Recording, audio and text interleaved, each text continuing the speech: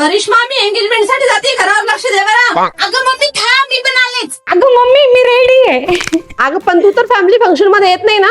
अगं मम्मी मी काय म्हणते, कधी कधी फॅमिली फंक्शन मध्ये जायलाच पाहिजे. कसं आहे, नातेवाईकांचा विचार केला पाहिजे, तेव्हाच तर ते माझ्या लग्नाचा विचार करतील. अगं म्हणजे माझा विचार करतील.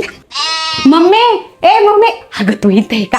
ऐक ना, आपल्या गल्लीत आहे ना शिलाई मशीन वाल्यांचा कॅम्प आलाय, तर मी काय म्हणते की मी शिलाई मशीन काम शिकूनच घेऊ. ए कशाला माहितीये? अगं मम्मी म्हणजे एक स्किल ऍड होऊन जाईल, आणि तसे पण लोक विचारतात ना की पोरीला शिलाई काम येतं का नाही, म्हणून.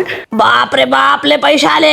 असं वाटतं या पैशाचं ना वरती रूमच काढावं. विशालचं लग्न बंद करायचंय भो. सून पण ते घरात रूम पाहिजे ना. ओ पप्पा, इथं पोरगी लग्नाला आली, तुम्ही तर डायरेक्ट दादाच्याच लग्नापर्यंत गेले, आणि त्याच्यासाठी पैसे साचवायला. हे बघा, मी काय पळून बिळून जाणार नाहीये, मी काय लव्ह मॅरेज करणार नाही. मी तुमच्याच भरोशावरती ते पैसे ना माझ्या लग्नासाठी जमा करा.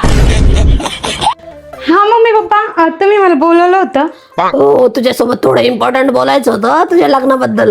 बोलू ना, मी ऐकायला रेडी. अरे बेटा, तुला जर कोणी आवडत असेल तर सांग, आम्ही तो लग्न लावून द्यायला रेडी आहे. अगं बाई, तुझ्यासाठी खूप मुलं बघितलं आपल्या कास्ट मध्ये, पण चांगले मुलंच नाहीये. तू तुझं उरकून घे माय. मी तुमच्या भरोशावर होते.